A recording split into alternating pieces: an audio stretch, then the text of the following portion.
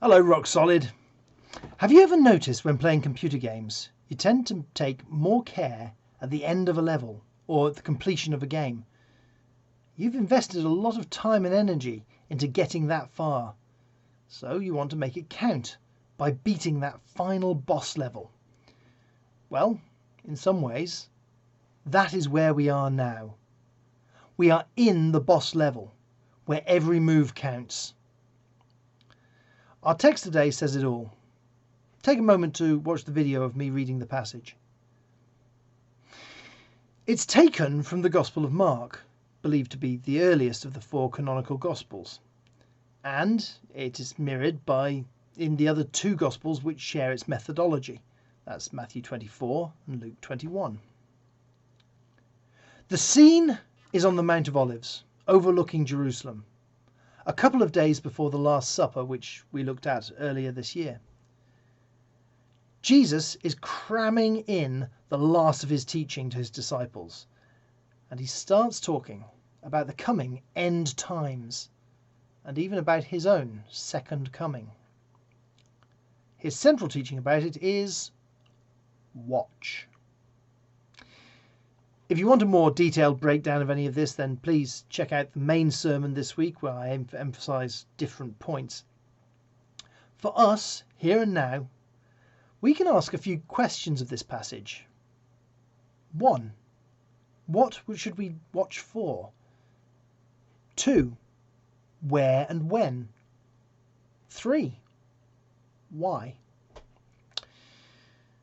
Firstly, we're given a description of an apocalyptic event in the skies above, following a period of intense persecution and deception linked to the abomination of desolation, which I have my own ideas about. Ask me on Zoom tonight if you're interested. That will be a clue to look out for Jesus' second coming. We have the advantage of recognizing that in 2020. But to many of the Jews following him, that would have seemed bizarre. The Messiah was supposed to come and defeat the enemies of the Jews, at that time the Romans, and establish the kingdom of Israel. The idea of a dying, rising, ascending, and eventually returning Messiah would have been anticlimactic to many of them, to say the least.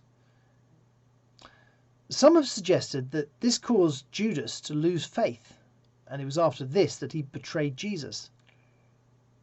But we know that the enemy Jesus defeated with his death on the cross was none other than sin and death itself, and that his universal kingdom is both now and yet to come.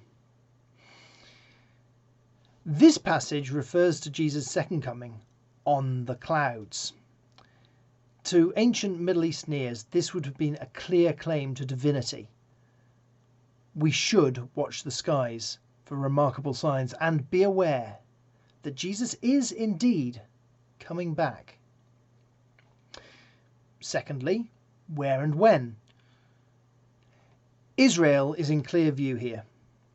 Jesus talked about a fig tree, which is a biblical symbol of the nation of Israel. I mentioned last time that the modern nation of Israel was formed in 1948, after the events of the Holocaust.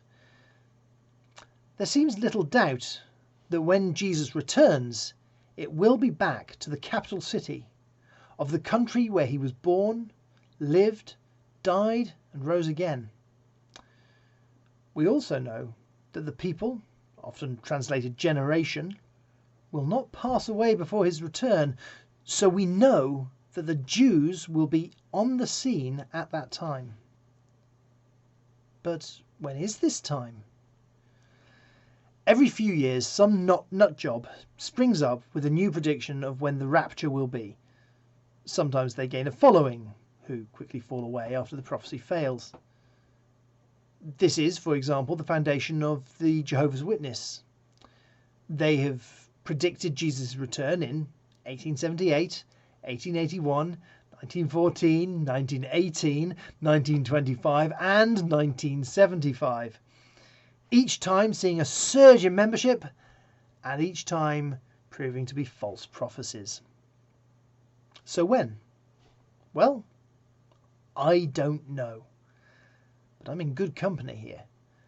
Because neither did Jesus during his human life. When Jesus was born as a human, he set aside certain of his divine attributes in order to live a completely human life. One of these was his knowledge of all things. Let's not become nut jobs and try and work out the time. Let's just be on guard and be alert. Third and finally, we reach the question, why? In answer, Jesus gives us the parable of the doorkeeper. Verses 34 and 35, it's like a man going away. He leaves his house and puts his servants in charge, each with their assigned task, and tells the one at the door to keep watch. Therefore, keep watch, because you do not know when the owner of the house will come back. I remember being at school. Before class, the pupils liked to mess around in the classroom, but they knew that they would get in trouble if the teacher caught them. So I was always told to stand at the door and let them know when the teacher was coming. When I did this, they were not caught out. When I didn't do my job, the whole class got in trouble. God has set us each work to do. Some are called to be game designers, some scientists, some preachers and teachers, and some of us have been given the responsibility of being watchmen, standing at the door and watching the signs of the times for a hint of when he will return. That may or may not be you, but you still have a responsibility that you are not caught sleeping. Make sure you are doing the work which he sets you. So, we should be watching for Jesus' second coming in the signs of the times. We should be keeping a close eye on events in the Middle East, especially Israel. And we should be doing this as instructed, so we are not caught sleeping. To close with the words of Jesus, in verse 37. What I say to you, I say to everyone.